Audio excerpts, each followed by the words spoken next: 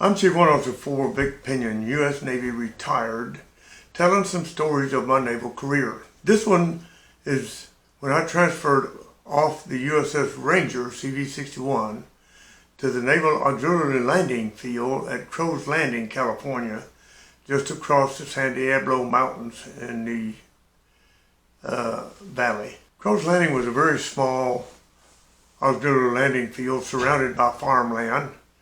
Matter of fact, the Navy owned quite a bit of land around the runways and taxiways and a few buildings that were there, but it leased them out to local farmers who grew produce.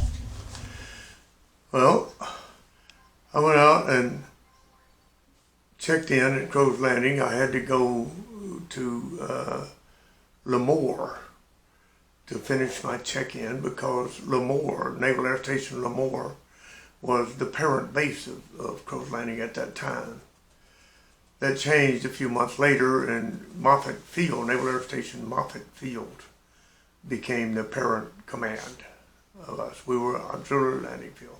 There were only 24 Navy people stationed there, of which 4 of us were chief petty officers. One was a senior chief. And there was a couple of first-class petty officers, and most of the rest of them were second term, either third or second-class petty officers, a couple of airmen.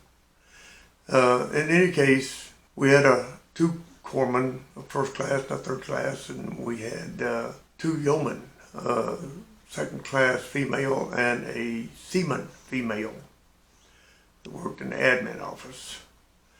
And then there was the officer in charge and the leading chief of the base, who at that time was Senior Chief Bob Hook. And I became the operations department chief, in charge of the crash crews, runways, taxiways, and the crash equipment, and the control tower, and all of the people that did those things. It was, to me, considering the kind of work I just come from, no job. I mean, it was a vacation. Until I learned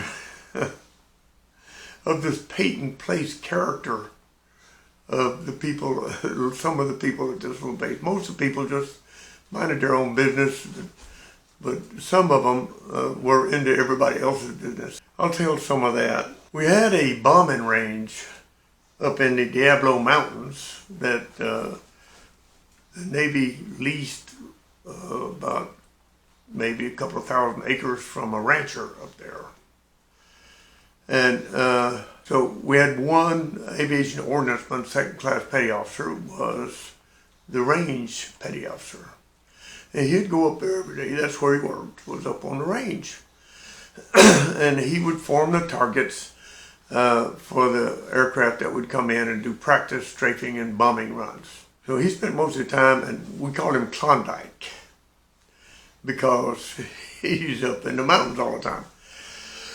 There was a lot of rattlesnakes up in that bombing range. You could go up, had these great big earth mover tires that he would plow around with a bulldozer or a road grader or whatnot and form them into a target, a whole bunch of them. Well, if you would walk up to one of those tires and kick it, you would disturb the 1 or more rattlesnakes that were inside it, and they would rattle.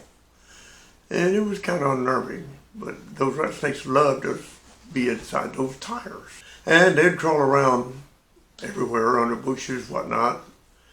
And one day, I took the officer in charge, who was a many times passed over promotion lieutenant commander, who was on his last tour of duty of his naval career. We went up there. I'm driving a Jeep, International Scout. And I'm driving, he's passenger, and we stopped. And he opened a door, and one of those rattlesnakes struck the door as he was about to step out. He decided, he would step out somewhere else. But Klondike he'd go up there and play with those rattlesnakes. And there was a lot of tarantula spiders up there too. And one day he had captured one of the rattlesnakes, a pretty good sized one, and he called it down inside a regular big old grocery shopping bag, the brown paper grocery shopping bag. He'd call this rattlesnake down in there. They'd go and roll it up. And the snake's all caught up in there. It's heavy. And he wanted to play with that snake, but it's hot weather, and he figured, well, in cold weather, they're docile. So he would bring that snake down to the main base and put it in a refrigerator and let it get good and cold, and then he could take it out and play with it. A lot of us brought our lunch, and we put it in that refrigerator. He didn't tell anybody that he had put a rattlesnake in a bag in there. Well, we had this seaman yeoman striker female that worked in the admin office. She was a cute little booger, little button nose. She come from a farm family in the Midwest. She's pretty outspoken, but she would go in the refrigerator and she would open people's lunches, and if they had something good in there that she wanted, she'd just take it and eat it. And people would get mad at her about that. Leave my lunch alone. Well, she come to Klondike's rattlesnake. She opened that bag, rolled it up. Boy, this is going to be something good because it's heavy. She rolled that thing up and opened it, stuck her face down, and there's snakes down there coiled up. Fortunately, he was cold and he didn't strike. But she peed her drawers and dropped that bag and come running screaming, wanting me to put Klondike on report because he put a rattlesnake in the refrigerator.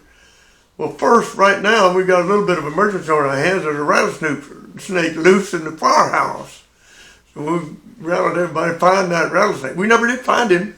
Apparently, he slithered out. Klondike survived that. You know, he got counseled by me and by the officer in charge. But I think that broke her from going and raiding people's lunches. Y'all carry on.